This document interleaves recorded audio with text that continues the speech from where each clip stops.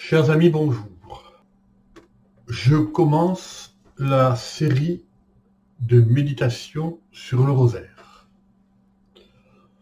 Mon propos est de nous introduire dans la richesse des mystères du rosaire, car ils éclairent de l'intérieur la doctrine infaillible de l'Église.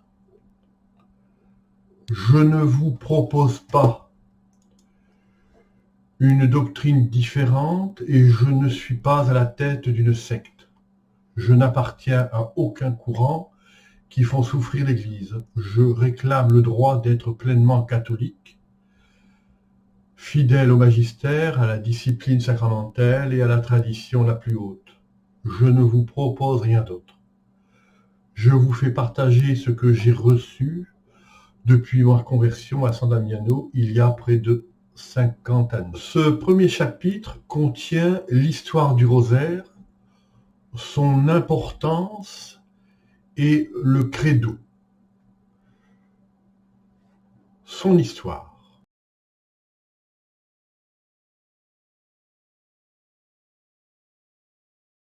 À la fin du 1er et au long du 2e siècle, après Jésus-Christ, la piété populaire associe la Vierge Marie au nom de Jésus par la salutation angélique. La dévotion mariale est venue du peuple. Les communautés la récitent 10 fois sur la tombe d'une Vierge martyre honorée par une couronne de 10 roses blanches. Au IIIe siècle, la salutation de l'archange Gabriel devient une prière chrétienne qui se généralise. Au XIIIe siècle, elle se répand dans toute l'Église d'Occident. Les ordres prêcheurs, les dominicains et les franciscains contribuent à sa diffusion. Ils inventent le chapelet inspiré de la couronne de 10 roses. À la même époque, sainte Gertrude ajoute à la salutation angélique l'invocation à Jésus. C'est la première forme complète de l'Ave Maria. Alain de la Roche, dominicain, diffuse la pratique du rosaire. Il en est le grand apôtre. Il fonde des confréries qui répandent cette dévotion dans tout l'Occident. Il attribue par erreur l'origine du rosaire à saint Dominique de Guzman, le fondateur de l'ordre des dominicains. Au XVe siècle, en Prusse, un prieur de la chartreuse de Trèves conseille à un novice prénommé Dominique de réciter chaque jour 50 Ave Maria en méditant sur la vie de Jésus. Ce novice rédige 50 brèves méditations, d'abord en latin, puis en allemand. Son prieur, séduit par cette proposition, la fait connaître à tout l'ordre, et peu après, ce même frère, Dominique de Trèves, composera 3 fois 50 méditations, s'inspirant des 150 psaumes. À la fin du XVe siècle, apparaît la formule « Sainte Marie, Mère de Dieu, priez pour nous pécheurs ». L'adjectif « pauvre », accolé à « pécheur », est ajouté plus tard. L'Église regroupe les Ave en 15 dizaines, toutes introduites par un pater. Le nombre des mystères passe alors de 150 à 15. Le rosaire est né. Le terme rosaire désigne les 15 dizaines. Aujourd'hui, il y en a 20, tandis que le mot chapelet ne désigne que 5 mystères.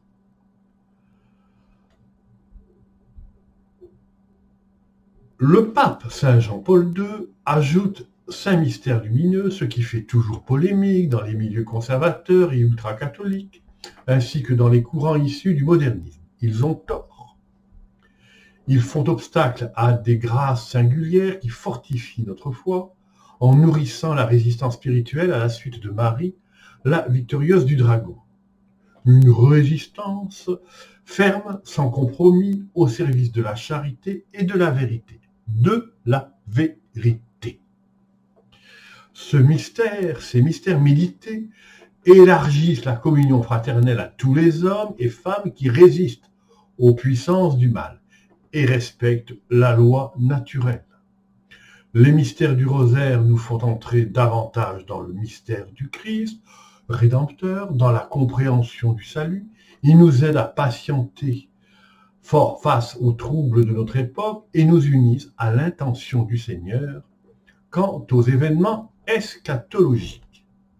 Ils nous font vivre notre foi dans la puissance d'enfants de Dieu par l'Immaculée Conception.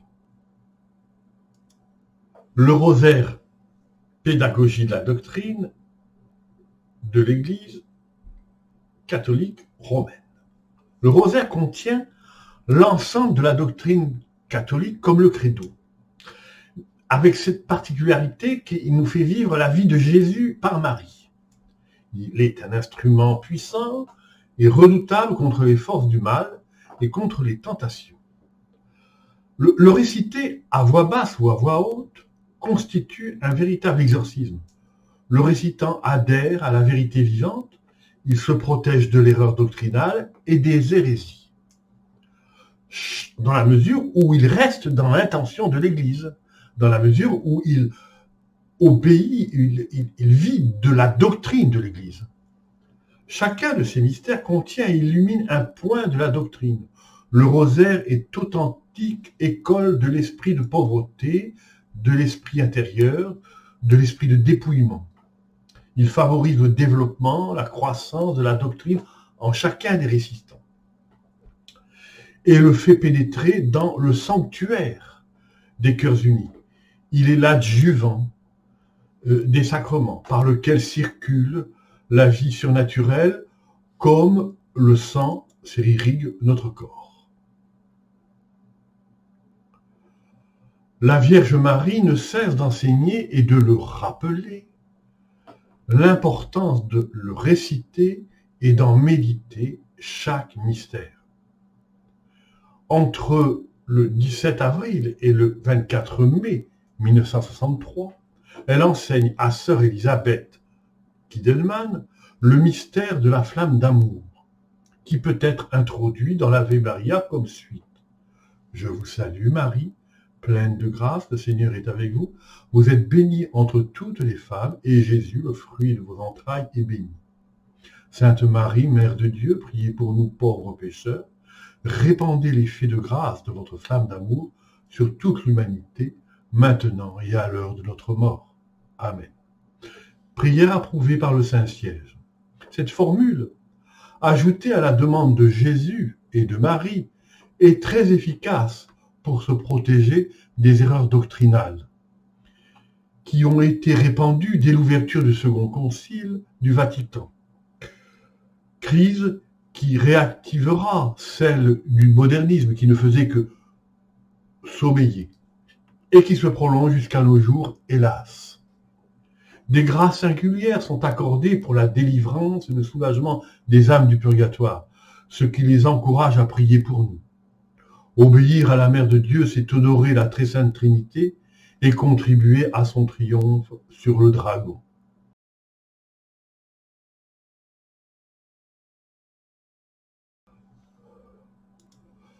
Le credo.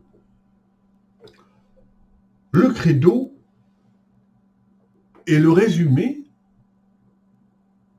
intellectuel de la doctrine de la foi catholique. Il est le corpus de la doctrine. Il accomplit et remplace la grande prière du peuple juif, écoute Israël. Dès que le priant le récite, il commence par dire « je crois ». Le verbe croire conjugué n'est pas anodin.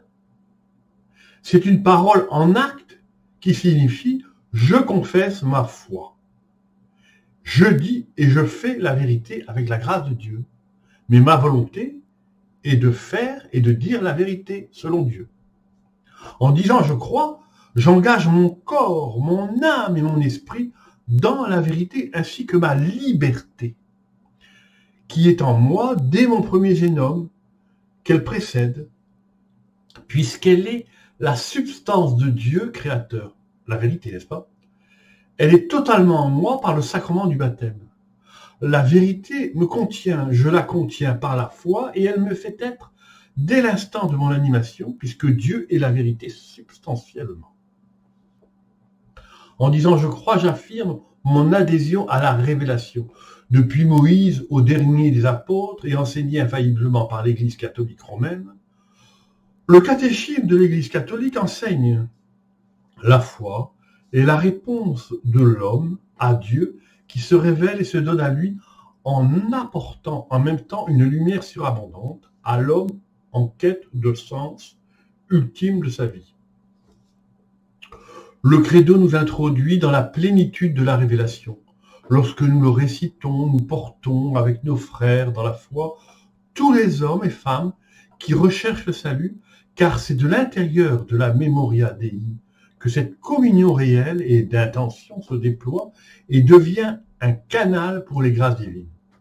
Nous nous faisons le porte-voix de Jésus, j'appellerai tous les hommes à moi.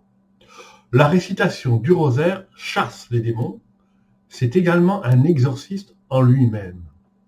Le rosaire, en le récitant, nous relie à tous ceux qui, depuis Adam et Ève, ont donné leur foi à Dieu, attirant sur eux-mêmes et sur toute leur descendance les grâces de salut. Je devrais dire depuis Noé, mais aussi Adam et Ève. Il nous met en communion avec tous ceux qui sont baptisés dans la foi catholique, ainsi qu'avec les âmes du purgatoire et l'Église triomphante. Merci de votre attention. Le prochain sujet sera le commentaire du Notre Père, selon les enseignements de Saint Cassien, martyr et docteur de l'Église.